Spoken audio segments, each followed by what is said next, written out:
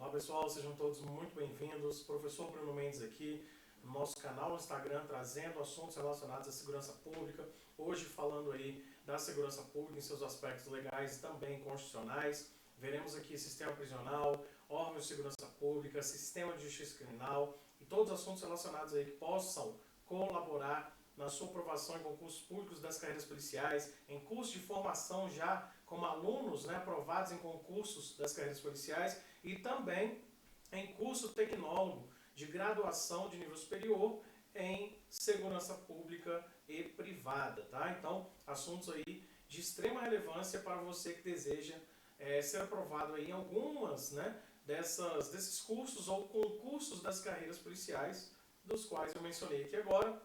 Lembrando, sou advogado criminalista, ex-policial, fui policial por 3 anos, com diversas aprovações em concursos públicos das carreiras policiais em 6 estados da federação.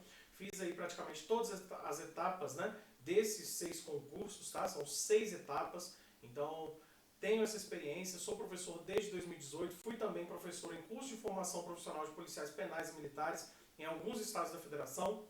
E vamos ao que interessa, que é a nossa aula sobre segurança pública, tratando aí dos aspectos constitucionais e também legais acerca da segurança pública, que é dever do Estado e direito de todos, como sabemos, E aqui já nós temos um conceitozinho, relacionado aí à segurança pública, dizendo que é um direito fundamental de terceira geração, tá? Então estou circulando aqui, para que vocês possam acompanhar, no qual se insere o direito à paz, constituindo um meio de se atingir a ordem e a tranquilidade pública, Então esse é um conceito aí de segurança pública, tá, pessoal?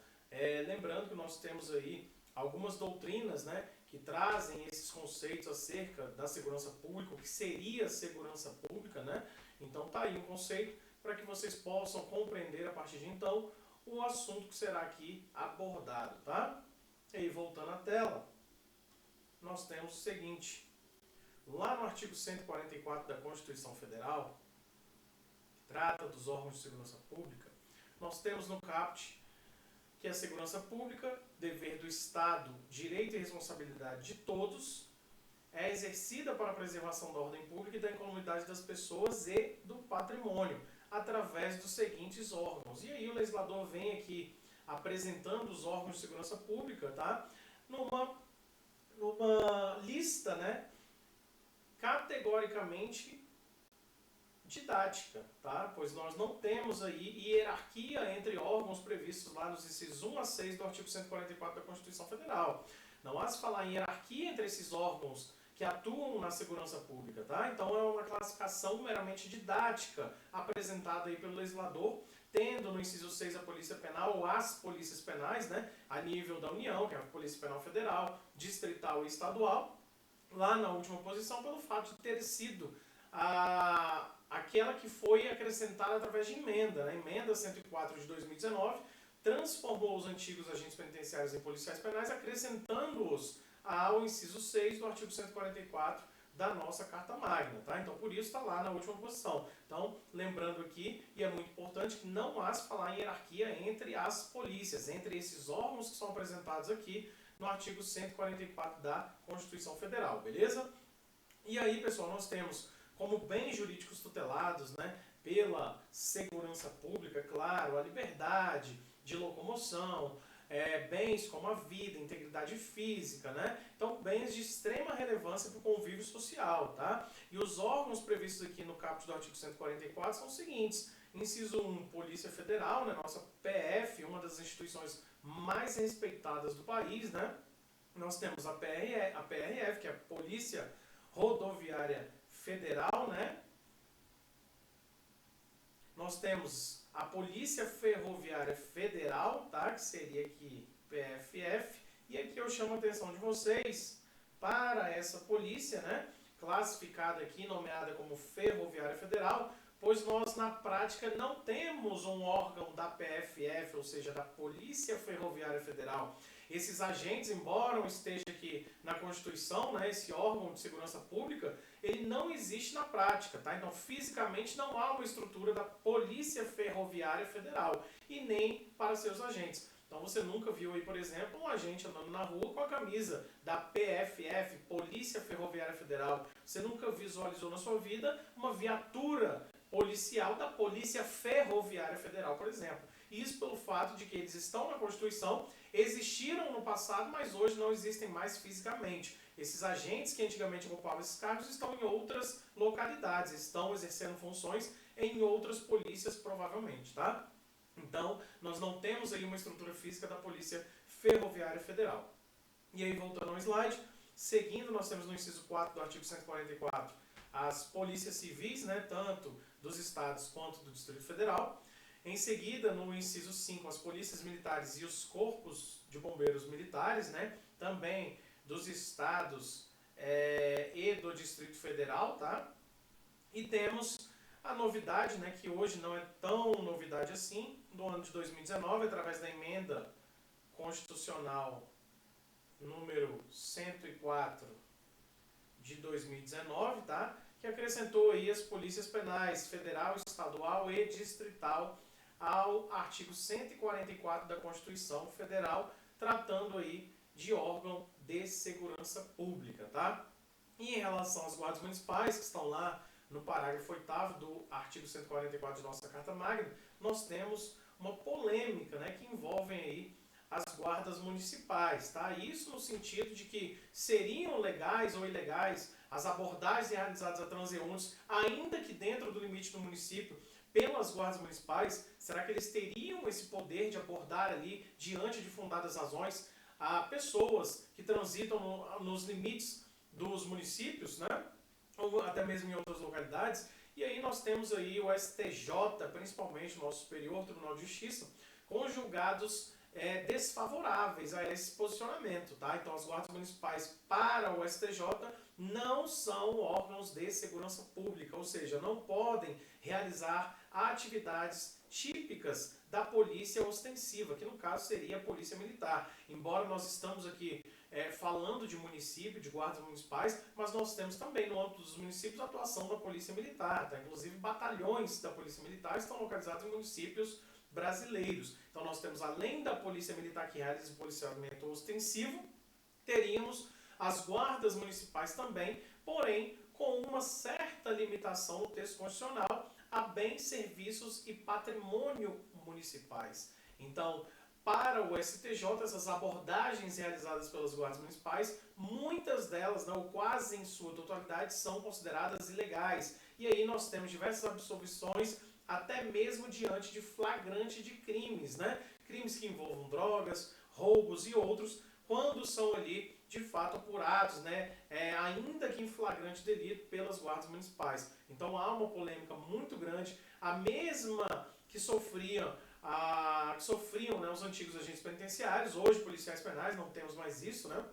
De sofrer em razão de preconceito, porque trata-se de um claro preconceito em relação aos guardas municipais, pelo fato de não estarem lá no artigo 144 caput da Constituição Federal, elencadas dentre os incisos que estão lá de 1 a 6, né? Então nós temos aí PEC que já tramita em favor das guardas municipais para transformar, tirando essa nomenclatura de guardas para polícia, né? Então seriam polícias municipais. E aí acrescentando-se, trazendo-se essas guardas municipais para o caput do artigo 144, talvez nós tivemos aí a resolução desse problema, que é puro e simples preconceito, né? Então não há como se falar que as guardas municipais atualmente não integram a segurança pública, não exerçam atividade de natureza policial, porque quem já foi policial, como eu, por exemplo, sabe bem disso, que eles são sim agentes públicos da segurança pública. E nós temos, além disso, a Lei 13.674 de 2018, 13.675 de 2018, que trata do Sistema Único de Segurança Pública e traz sim as guardas municipais lá em seu texto de forma expressa, fazendo-os serem integrantes da segurança pública, tá? Então, como órgãos impróprios da segurança pública, nós temos aí as guardas municipais pelo fato de não estarem no caput do artigo 144, mas sim lá no parágrafo 8º. Então, atenção a essa polêmica que envolve aí as guardas municipais, né? Porque pode ser questão de prova em concursos públicos e também lá na sua graduação, tá? E aí, voltando ao slide, nós temos aqui um julgado, está tratando aí de tráfico de drogas, né, nulidade da prisão em flagrante efetuada pelas guardas municipais, né? Então, bastante comum, principalmente no âmbito do STJ, que essas prisões realizadas, ainda que em flagrante delito, sejam consideradas ilegais pelo fato de agentes da Guarda Municipal terem realizado abordagens, né? A chamada revista ali pessoal, tá? Então, não pode, como regra, para o STJ, que as guardas municipais realizem a atividade típica de polícia pelo fato de não serem assim consideradas, tá? E aí nós temos aqui avançando as formas de participação popular na segurança pública, né, através disso denúncia, né, geralmente é através do número 180. Polícia comunitária também bastante importante para saber ali as demandas, né, os anseios daquela população local, tá, para que a polícia possa atuar de melhor maneira, né, de maneira mais eficiente. Reuniões comunitárias, que fazem parte também da polícia comunitária, né, desse tipo de policiamento. E Programa Educacional de Resistência às Drogas e à Violência, o chamado PROERD, né, que está nas escolas públicas e particulares, entre outros programas, né? Nesse PROERD, por exemplo, são apresentadas lá as drogas, né, os malefícios do uso indevido de drogas por parte lá de policiais, né? Lembrando que nós temos a Lei 11.343 de 2006, que trata da lei de drogas, né? Trata do tráfico e do uso indevido de drogas. E nós temos esse programa no âmbito das escolas públicas e particulares no Brasil, fazendo essa atuação de conscientização, né? Para que crianças e adolescentes não passem a usar drogas de forma indevida, né?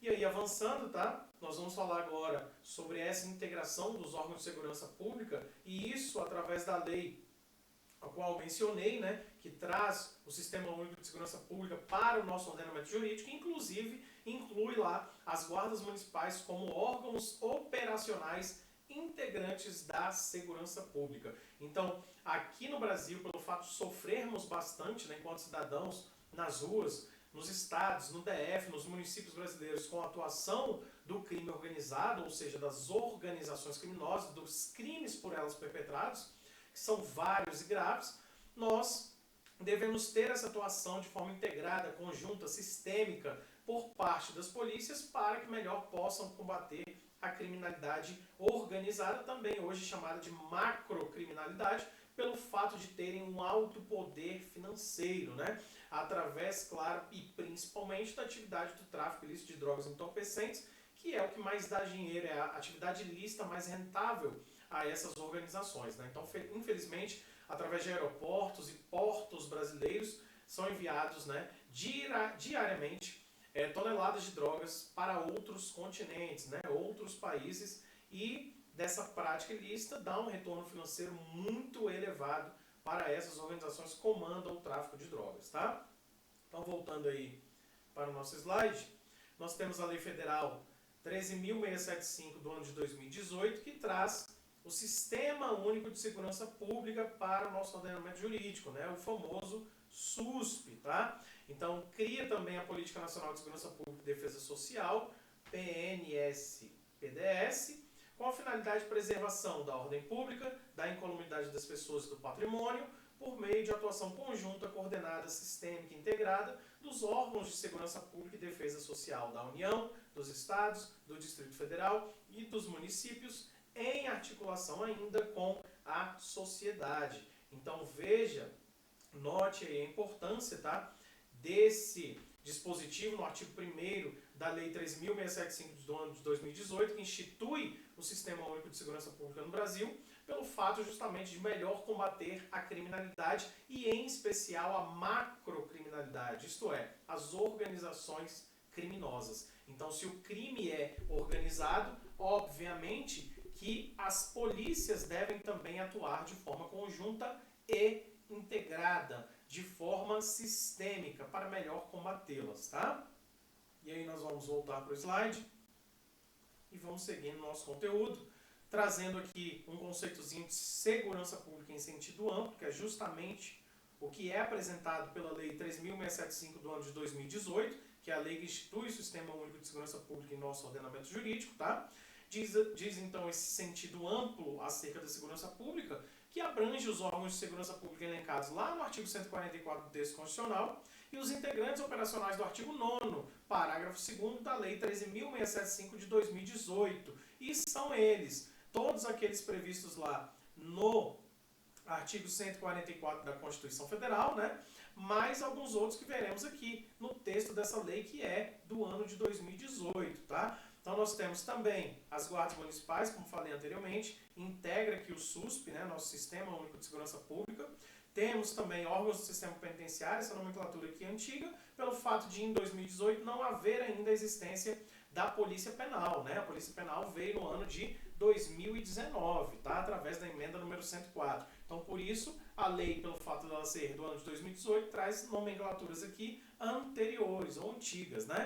E aí nós temos vários institutos, né, de criminalística, medicina legal, identificação, várias secretarias, como o SENASP, por exemplo, Secretaria Nacional de Segurança Pública, outras estaduais também, Secretaria Nacional de Proteção e Defesa Civil, Secretaria Nacional de Política sobre Drogas, que é bastante importante, né? Hoje, um dos crimes que resultam em mais prisão no Brasil estão relacionados às drogas, né?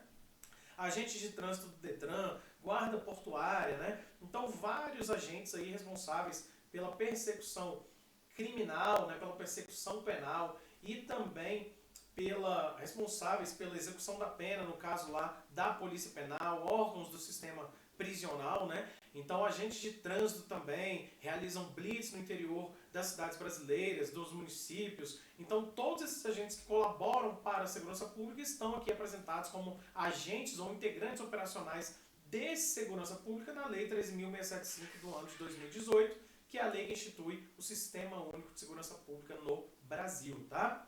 Então, nós temos lá alguns, né?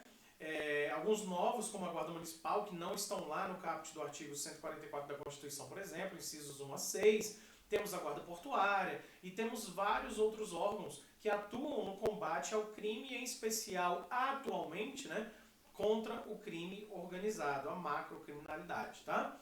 E aí, falando de segurança pública, não podemos deixar para trás o nosso sistema penitenciário brasileiro, né? Hoje sofre bastante, né? Com vários tipos de problemas que resultaram aí também no chamado estado de coisa inconstitucional. O estado de coisa inconstitucional que é caracterizado através da DPF 347 do DF, né? Através de violações sistemáticas a direitos humanos, direitos fundamentais durante o cumprimento da pena, tornando essas penas cruéis e desumanas aqui no nosso Estado brasileiro. Lembrando que o sistema penitenciário federal ele não é, como regra, ainda atingido ou tão atingido pelo estado de coisa constitucional, que são essas graves e reiteradas violações a direitos durante o cumprimento da pena, pelo fato, né, de ter a lei própria que organiza, né, esses presídios federais, que são 5 atualmente, de segurança máxima. Nós tivemos, inclusive, recentemente, um problema de 2 fugas, as primeiras registradas desde a criação no ano de 2005, dos presídios federais, né, ocorridas lá em Mossoró, no estado do Rio Grande do Norte. Já foram recapturados, né, esses 2 presos, já estão lá no mesmo presídio cumprindo o restante que falta cumprir de suas penas, né, que são penas longas, e permanecerão lá, né, por muitos anos ainda, tá? Então nós temos esses problemas relacionados ao sistema penitenciário brasileiro, né, principalmente que resultaram aí no estado de coisa constitucional. E aí nós temos, além disso, a questão da superlotação, né, que dela também resultou em vários outros problemas graves que formam esse conjunto negativo chamado hoje de estado de coisa inconstitucional. São essas graves e reiteradas violações a direitos humanos e também a direitos fundamentais não atingidos ou que não deveriam, né, ser atingidos pela sentença penal condenatória, tá? E aí nós avançamos aqui falando brevemente sobre a tipologia criminal, ou seja, o tipo de crime ou os tipos de crimes, né, que são mais cometidos, que mais resultam em prisões no Brasil, tá? Então nós temos o tráfico de drogas em primeiro lugar, crimes relacionados às drogas, né? As drogas que estão previstas lá na Lei 13.343 de 2006, né, que trata da Lei de Drogas, e em seguida crimes contra o patrimônio, furto e roubos principalmente, né? Então no Brasil a prática do tráfico de drogas e de crimes contra o patrimônio, em especial furtos e roubos, tá? Não esquecendo também dos crimes de extorsão, né? também bastante praticados no Brasil, nós temos esses dois crimes como os principais dentro da tipologia criminal que mais resultam em prisões no Brasil, tá? Então, até o ano de 2020, por exemplo, o tipo de crime que mais resultava em prisão no Brasil era os crimes contra o patrimônio, né? Furto, roubo, estelionato, extorsão e outros. Hoje não. Atualmente nós temos aí crimes relacionados às drogas, tá? Tráfico de drogas em especial, né? Que resultam em mais prisões no Brasil, tá? Então, do crime de tráfico de drogas, claro que podem resultar outros, né? Envolvendo drogas, no caso do usuário, por exemplo, praticam pequenos furtos e até mesmo grandes roubos para financiar o uso e também para financiar o tráfico de drogas, né? Então é importante essa questão das drogas na criminologia, no estudo da criminologia, principalmente aqui no Brasil, porque é a atividade mais praticada, mais rentável a essas organizações criminosas que hoje praticam o tráfico ilícito de drogas entorpecentes através de portos e aeroportos do Brasil para outros continentes, trazendo aí um alto lucro, né? Uma alta lucratividade, tá? Então nós vamos avançando aí no nosso material, falando acerca da classificação de criminosos, né?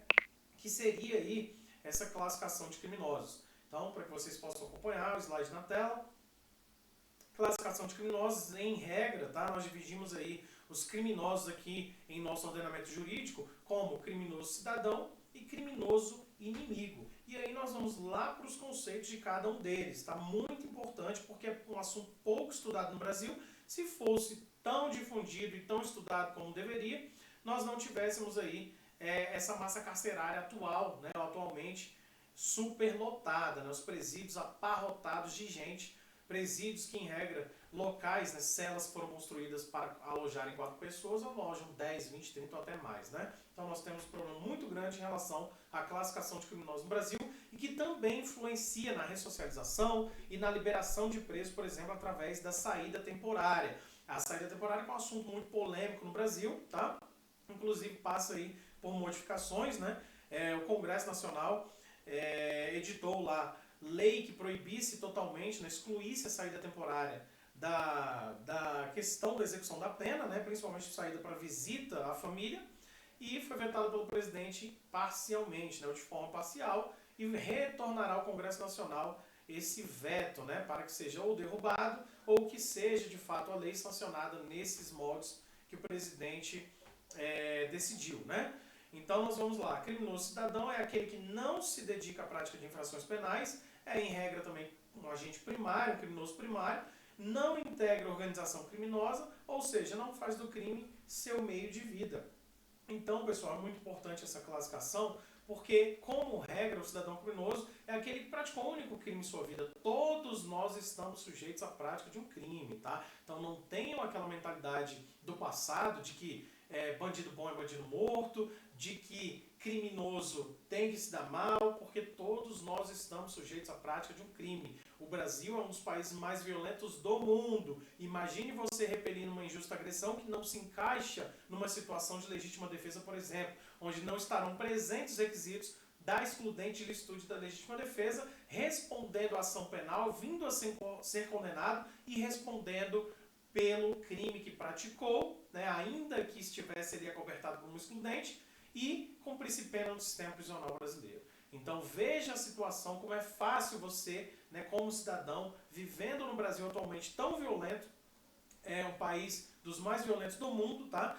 E que tivesse ali, de fato, que cumprir pena por um crime que achava que estava ali agindo acobertado por um excludente de licitude. Então é um problema muito grave, então por isso que nós temos que ter em mente essa classificação do criminoso cidadão, para que possamos compreender também a questão da ressocialização e o porquê de ela não funcionar como deveria funcionar. A ressocialização ela não pode ser imposta, ela deve partir da pessoa, é o sentimento de dentro, o sentimento intrínseco de largar a vida criminosa.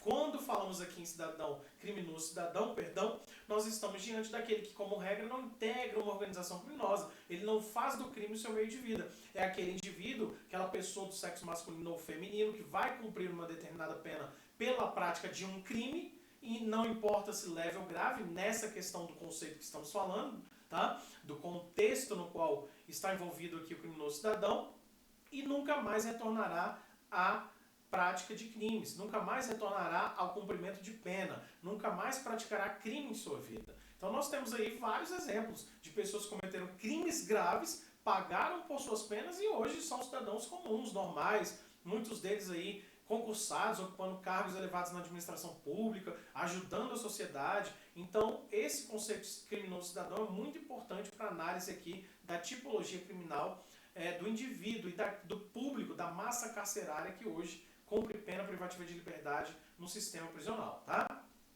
E aí, voltando aí para o nosso slide, nós vimos o conceito de criminoso cidadão e temos agora o conceito de criminoso inimigo, né? O criminoso inimigo é aquele que vem de inimigo público, inimigo do Estado, é aquele que afronta as instituições públicas, o poder público, é aquele que, como regra, se dedica à prática de infrações penais de forma contumaz, ou seja, de forma reiterada. É aquele que, como regra, também integra hoje a organização criminosa, que faz do crime o seu meio de vida. Reincidente, né, como regra, e também afronta o poder público, como eu falei. É aquele que é popularmente conhecido por bandido. Essa é a figura do popularmente conhecido como bandido, tá? Então veja a importante distinção, a importância da classificação de criminosos quando estamos no estudo da segurança pública, da criminologia, do direito criminal em geral. Então vimos a classificação de criminoso cidadão, que é aquele que, como regra, cometeu um crime, não voltará a cometer crimes, é primário, não integra a organização criminosa, não faz do crime seu meio de vida. Já o criminoso inimigo é aquele que vem de inimigo público, inimigo do Estado, ele afronta as instituições de segurança pública, ele integra a organização criminosa, ele pratica crimes graves de forma reiterada, ele é popularmente conhecido como bandido. Então veja a importância da gente fazer essa distinção entre o criminoso cidadão e o criminoso inimigo. E aí, dando continuidade aqui no nosso estudo, nós vamos para o sistema de justiça criminal, falando sobre os órgãos que compõem ou integram essa estrutura chamada de sistema de justiça criminal, né? Então nós temos lá a polícia, o Ministério Público, o Poder Judiciário, né, através da lei dos magistrados, e o sistema prisional. Então nós temos lá responsáveis pela persecução criminal, a polícia e o Ministério Público. Nós temos um judiciário que irá ser responsável pelo processo de julgamento desse indivíduo ou desse grupo de indivíduos.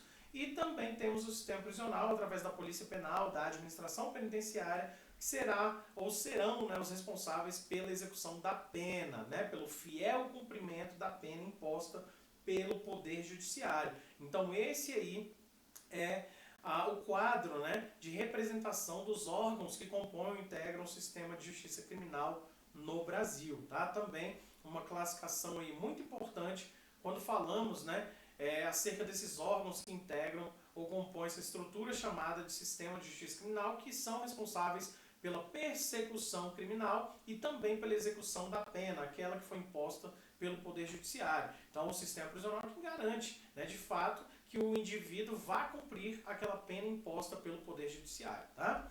E aí, voltando ao nosso conteúdo, nós temos as finalidades da pena no Brasil, que para o nosso Código Penal são duas, né? E para uma visão mais moderna acerca do estudo da criminologia, ela tem três finalidades. Ela tem o caráter ou finalidade retributiva, preventiva e reeducativa, ou seja, ressocializadora, né? E quando a gente fala em ressocialização, é um assunto também muito polêmico, né? Muitas das pessoas não foram sequer educadas, que dirá reeducadas ou ressocializadas, e ainda mais cumprindo pena privativa de liberdade nos moldes como são hoje, né? Inclusive considerado pelo próprio STF a pena sendo cruel e desumana aplicada no Brasil, gerando graves problemas que resultaram no estado de coisas inconstitucional, né? Então tudo isso serve de reflexão para a gente, falando acerca de segurança pública, de forma breve, mas de certo ponto aprofundada aqui, trazendo esses elementos, esses conceitos para vocês.